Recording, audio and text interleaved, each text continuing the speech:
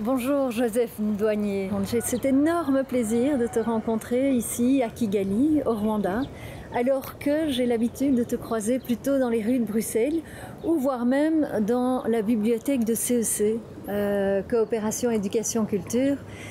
Donc comme tu sais, on a cette action dont le centre est vraiment de faire découvrir les littératures d'ailleurs, mais plus spécifiquement les littératures d'Afrique et des Caraïbes. Et ça simplement dans un but et par une conviction que la diversité culturelle est source de rencontres et de dialogues et certainement enrichissante pour mieux comprendre la complexité de notre monde. Et aujourd'hui, j'ai cette chance énorme parce que, au fait, ce qu'on propose en lisant les littératures africaines, caribéennes, des diasporas aussi, évidemment, c'est de décentrer notre regard. Et ici, aujourd'hui, ce qui se passe, c'est que non seulement on va décentrer notre regard parce qu'on est au Rwanda, tu es rwandais et tu as actuellement une résidence d'écriture ici au Rwanda et on a la chance de se décentrer complètement corps et âme, en fait.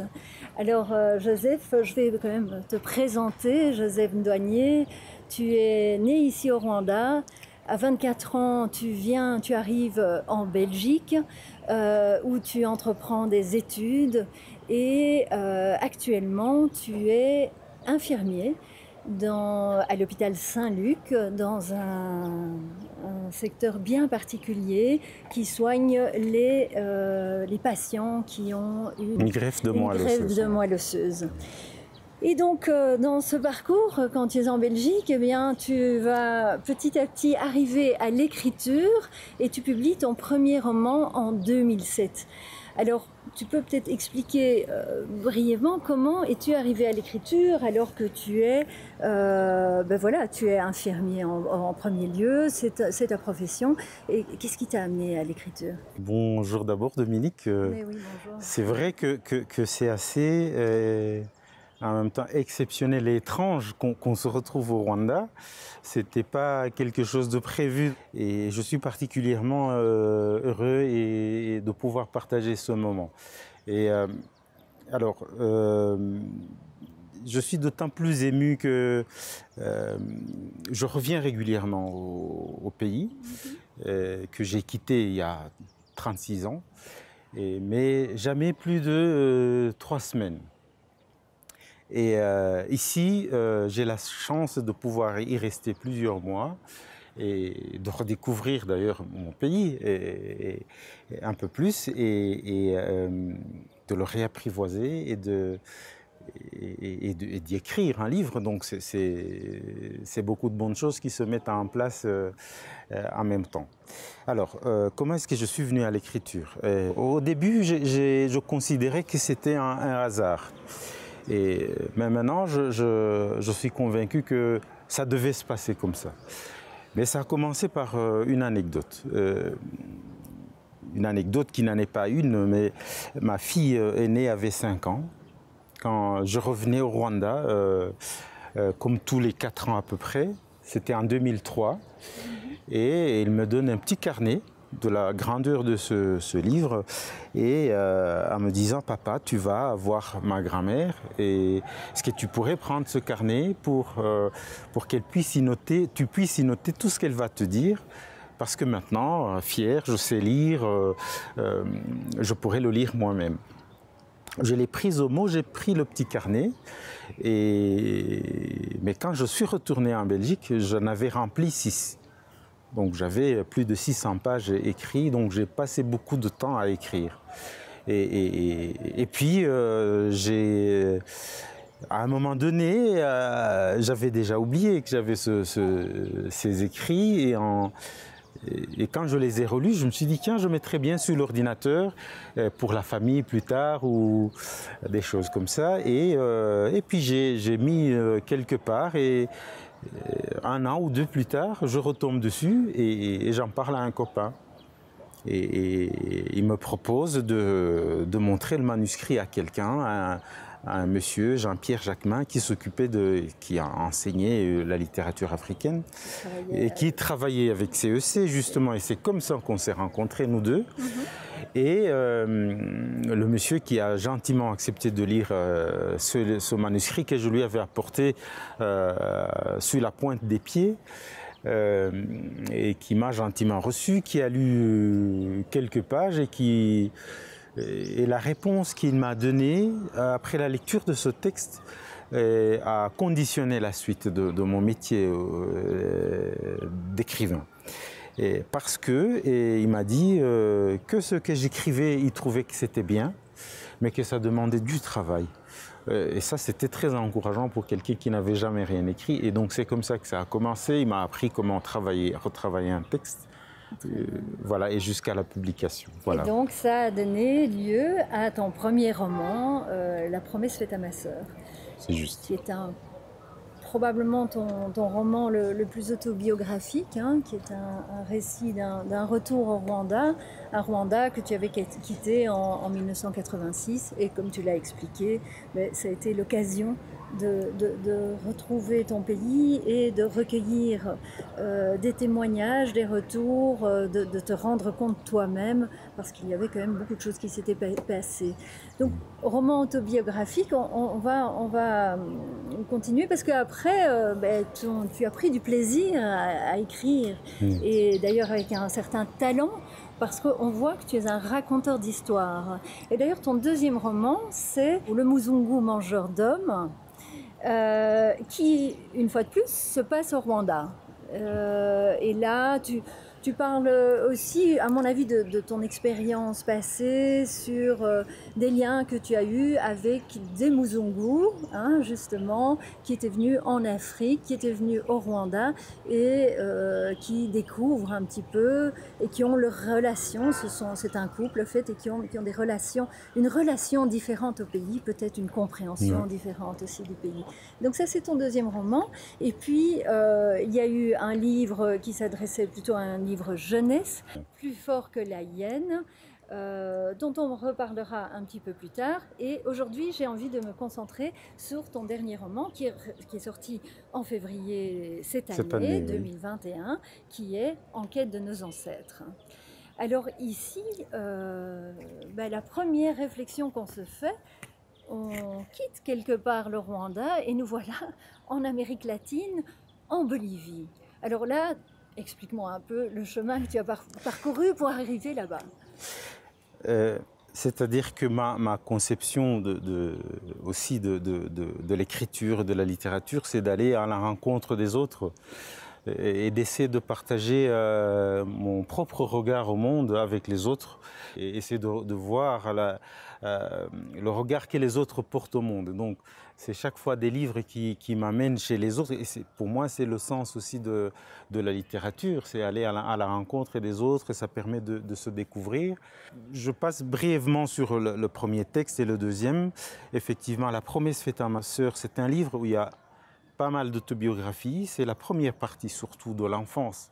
Et pour la suite, c'est un livre qui, tu l'as bien dit, qui est une sorte de recueil et de témoignages et d'expériences de différentes personnes que je connais ou que j'ai rencontrées, et par rapport à la tragédie du génocide perpétré contre les Tutsis au Rwanda en 1994.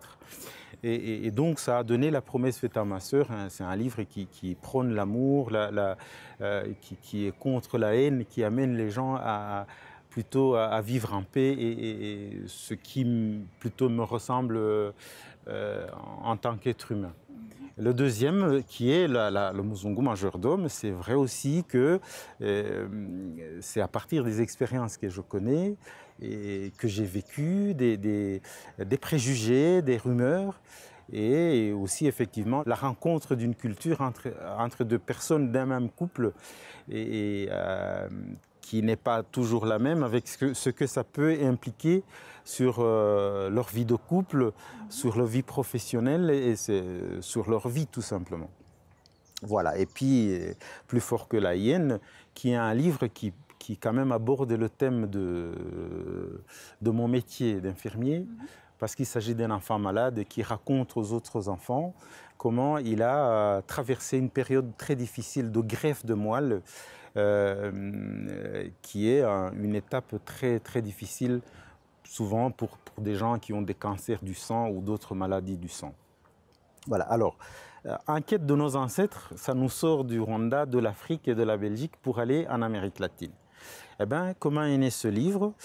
En réalité, il est né en 2000, quand je me rends en Bolivie pour autre chose. J'allais en Bolivie pour travailler dans un petit hôpital qui se trouve tout à fait dans le sud de la Bolivie, à la frontière avec l'Argentine.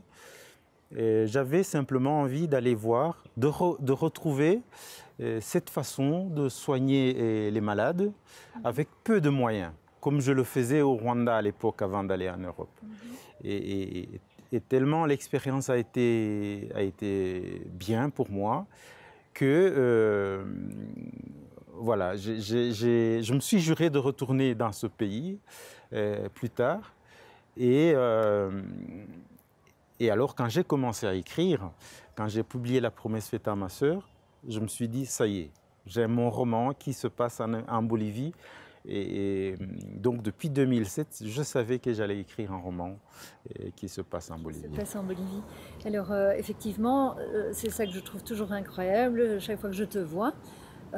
Tu fais référence à des romans qui sont déjà dans ta tête. D'ailleurs, tu es ici pour en écrire un prochain, on ne va pas en parler directement.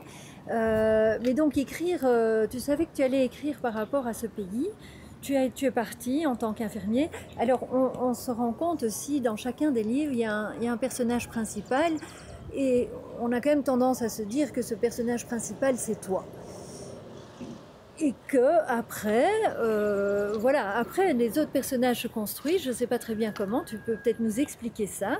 Mais donc tu te dis, je veux écrire un livre sur la Bolivie, mais il y a quand même une spécificité. Tu as découvert que en Bolivie, il y avait une communauté afro-descendante qui avait toute une histoire, et c'est quand même quelque chose qui, enfin, j'imagine que c'est ça qui a été l'objet déclencheur de ton livre. Oui, tu le dis si bien que en fait, quand j'écris une histoire, j'ai du mal à écrire en partant de rien. Je ne sais pas comment font les autres qui inventent tout à fait des histoires, mais ou bien c'est à partir d'une expérience. Ça peut être une petite anecdote, une expérience que j'ai vécue moi-même, ou qu'on m'a racontée, ou que j'ai observée, mais je ne pars jamais vraiment du néant pour écrire un livre. Et quand je prends le personnage d'Antoine dans Enquête de nos ancêtres, c'est quelqu'un qui me ressemble avec 30 ans en moins. Voilà, quand j'avais son âge, quel est le chemin que j'aurais emprunté pour aller à la rencontre de ces Afro-Boliviens. Alors, brièvement, quand je suis en Bolivie, en 2001, je découvre qu'il y a une mine d'argent, la mine de Potosi, ou la montagne riche, comme on l'appelait à l'époque, qui est exploitée depuis le XVe siècle. Une mine qui a fourni de l'argent à la cour royale espagnole, mais aussi à tout l'Occident pendant plusieurs siècles. Et qu'au XVIIe siècle, la main-d'œuvre indigène étant devenue rare, parce que le travail est pénible, les gens descendent plusieurs mois dans la mine et dans des conditions atroces, beaucoup meurent. Et alors les Espagnols vont chercher des esclaves en Afrique et qui vont venir travailler là. Et cette histoire-là m'a amené à visiter cette mine. Alors, la première des choses qui m'a interpellé, c'est quand j'ai pénétré dans cette mine, quand j'étais à 400 mètres sous la montagne, une montagne qui a 5000 mètres, près de 5000 mètres d'altitude, c'est que parmi tous les mineurs, je n'ai vu aucun noir. Je me suis dit, tiens, où est-ce qu'ils sont passés quand même? C'était des milliers qui étaient partis là. Et puis je suis sorti de la mine et j'ai parcouru toute la ville pendant 2 jours. Je n'ai rencontré aucun noir. Ça m'a interrogé encore un peu plus. Et au fur et à mesure, j'ai posé des questions et les gens que je rencontrais m'ont expliqué qu'à l'époque, les rescapés de cette mine, les rescapés noirs, se sont enfouis dans une région au climat plutôt plus clément, un climat subtropical, dans une région qui s'appelle les Yungas, un peu au nord de la capitale La Paz. Et ils m'ont dit, ils vivent encore là-bas, leurs descendants.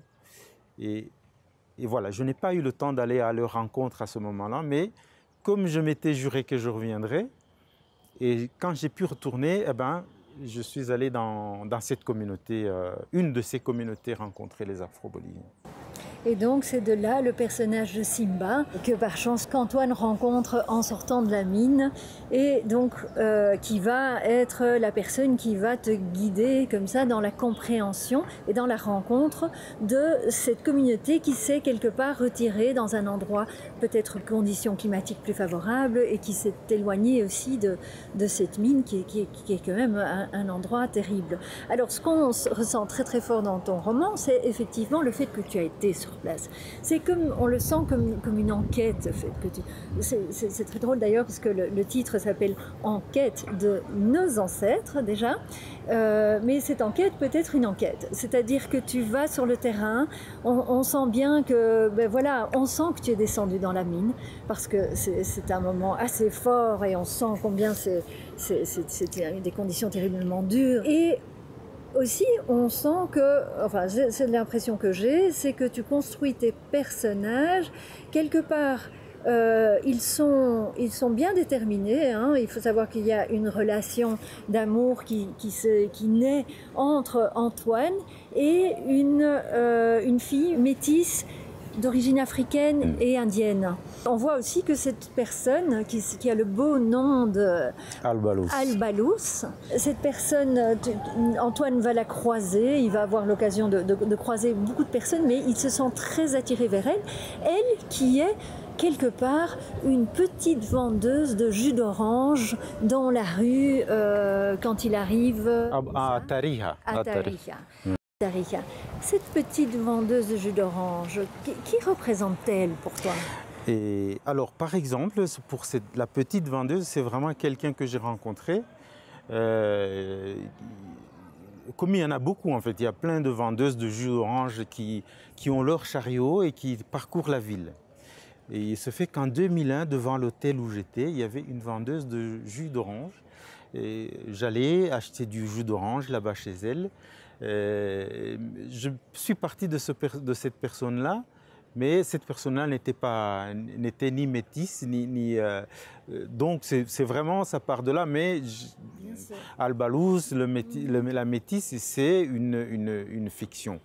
Mais j'ai rencontré quand même une métisse noire et indienne pendant ce voyage-là, une dame d'un certain âge, beaucoup plus âgée, et aussi donc le mix de cette dame et de cette jeune fille indienne, vendeuse de jus d'orange. J'ai fait un mélange pour construire mon personnage Al-Balous, un personnage assez complexe et qui aussi illustre la complexité de la difficulté de la vie des Noirs en Bolivie et qui n'ont pas toujours été acceptés en tant que identité, en tant que groupe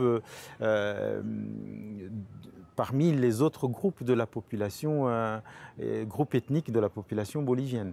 Et qui font aujourd'hui encore l'objet de discrimination? Ils font toujours objet de discrimination et les choses s'améliorent. Parce que maintenant, jusqu'il y a début des années 2000, ils n'étaient pas recensés vraiment parmi la population.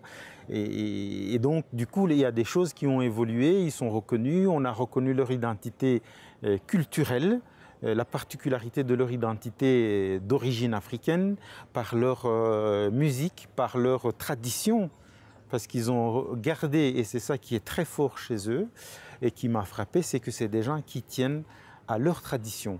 Des traditions qui sont souvent un mélange entre les traditions de divers pays d'Afrique de l'Ouest qui se sont retrouvés en Amérique latine et qui font penser sur plusieurs registres aux traditions d'ici au Rwanda que moi j'ai connues, le respect des anciens, les rythmes de la musique, certains rites funéraires ou des choses comme ça.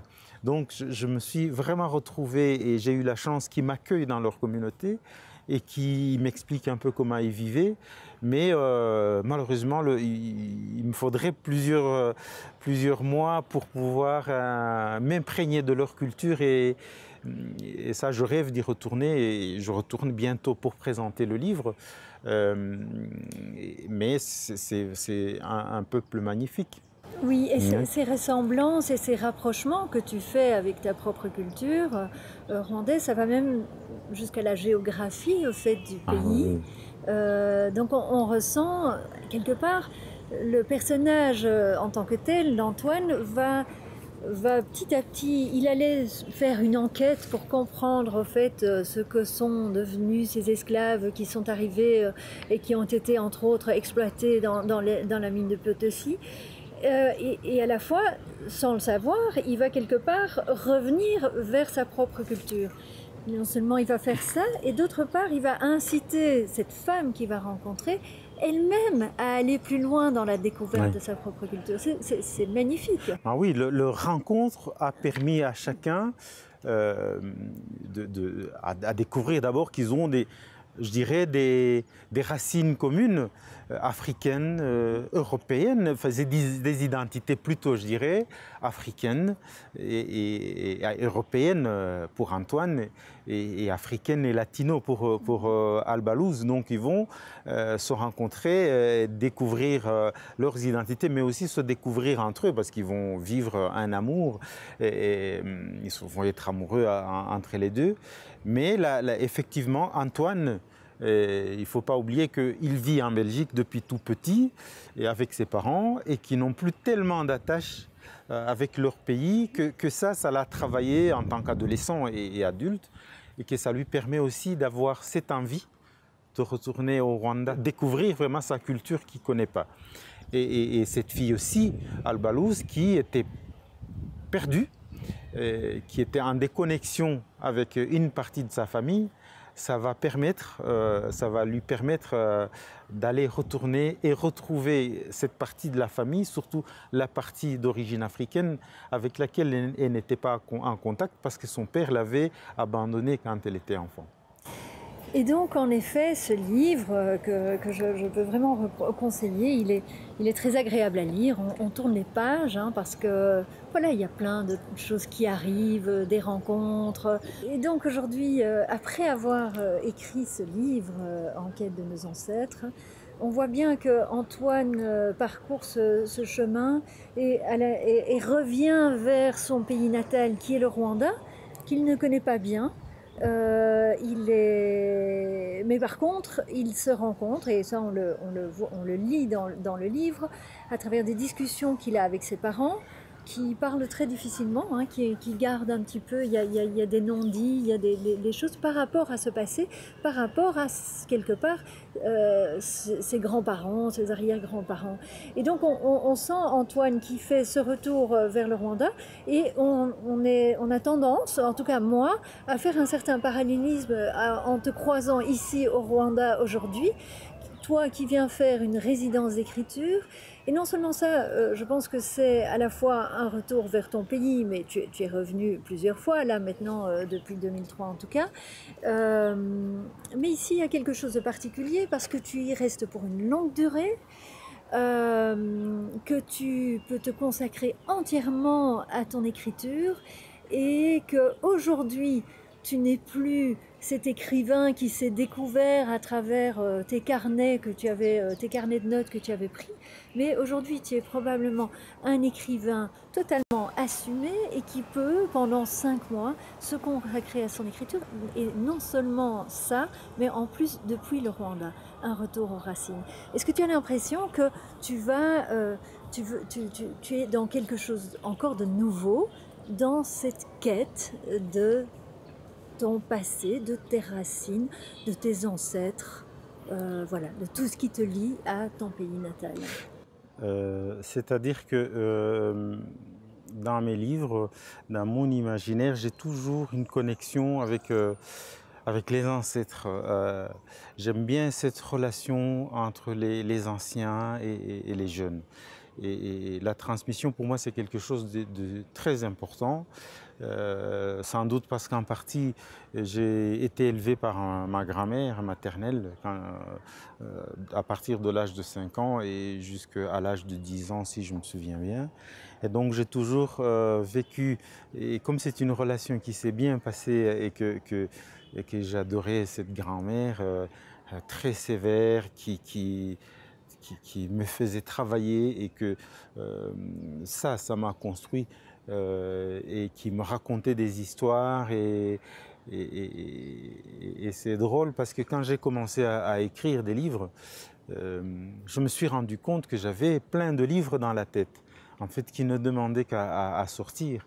Et c'est probablement pour ça que mes histoires sont probablement des histoires qui sont incarnées par le quotidien, qui sont des histoires qui se passent, qui sont incarnées par des lieux physiques qui existent et voilà. Donc ça c'est mon univers, disons. Et ce qui est de particulier, tu l'as bien dit tout à l'heure pour maintenant, c'est que pour la première fois, je peux vraiment m'asseoir à une table et écrire sans regarder l'heure en me disant il est temps que j'aille à travailler à l'hôpital ou que j'aille à une garde ou que et voilà. En plus avec la bénédiction de ma famille, donc j'ai pu partir pendant plusieurs mois et de venir m'installer oui, sur ma terre, retrouver mes racines. Souvent quand je viens, j'ai parfois le sentiment d'être un usurpateur parce que j'ai l'impression que le pays m'échappe, parce que le pays évolue très vite. Et quand je reviens tous les 3-4 ans, il y a tellement de changements et il y a une autre mentalité de faire, de voir. Et que ici maintenant, j'ai l'impression que je vais redécouvrir, que j'ai le temps de me poser et de redécouvrir vraiment mon pays. Et j'ai voulu cette fois-ci écrire un roman qui va être vraiment incarné par le lieu où je suis né. Donc ça va me demander de remonter jusque dans mes collines d'enfance et d'aller à la rencontre des anciens et d'aller revoir cet endroit, d'aller sentir les odeurs, d'aller voir cette nature qui m'a fait grandir. Et donc pour moi, la nature fait partie aussi des personnages de mes livres. C'est un immense cadeau que j'ai de pouvoir être là, dans mon pays d'origine et de pouvoir écrire sans autre forme d'embarras à part me consacrer à l'écriture et à la lecture. À côté de ça, tu parles de cette ville qu'aujourd'hui, ben voilà, qui a évolué très très fort depuis que tu la connais. Mais il y a aussi ce côté transmission. Moi qui me suis baladée avec toi dans les rues de Kigali, tu as une mémoire incroyable de comment elle était avant cette ville. Donc quelque part, ben, tu fais de la transmission aussi, c'est assez extraordinaire, tu as cette mémoire. Donc tu peux transmettre et tu cherches encore à transmettre plus parce que tu dis vouloir aller à la rencontre des anciens. Qui sont là dans ton village natal où tu vas retrouver, bon tu parles que tu es imprégné aussi de la nature, de l'environnement, c'est vrai que le lieu chez toi est une chose importante dans ton écriture, le lieu, les anciens, la volonté de transmettre. Enfin, je repense par exemple au livre que tu as écrit pour la jeunesse, Plus fort que la hyène, et qui en fait donne la force aux jeunes, aux petits qui est en train de se battre contre la maladie. Et la force, elle lui vient de qui? Elle lui vient justement de son grand-père et de quelque chose qu'il veut lui transmettre, notamment avec un instrument de musique traditionnel, etc. Donc c'est tout le temps présent chez toi. Il y a non seulement cette transmission, il y a aussi une sorte de lien avec les ancêtres. Quelle est ta relation, toi, aux ancêtres? C'est une relation très très forte. Hein. La transmission, je le disais tout à l'heure et tu viens de le dire, c'est quelque chose de moi qui m'obsède presque. Et c'est pour ça que tu disais, moi je connais par cœur les lieux de cette ville que j'ai habitée. Même quand les lieux ont changé, je sais te dire exactement ici il y avait ceci, il y avait cela. Parce que j'aime bien, j'observe beaucoup. Je peux oublier les noms, je peux oublier mais les lieux, je peux te dire exactement ici il y avait ceci dont on s'est baladé, je me souvenais, tout me revient, des souvenirs des endroits en plein milieu des quartiers que je traversais, où je courais, je faisais mon jogging à l'époque, où j'allais boire un verre, où j'allais manger. Et tout ça, c'est aussi, ça fait partie des choses, parce que je pense qu'on peut essayer d'oublier d'où on vient, on peut oublier ses racines, mais ces racines se rappellent à nous. Et donc, c'est intéressant de ne pas perdre de vue tout ça.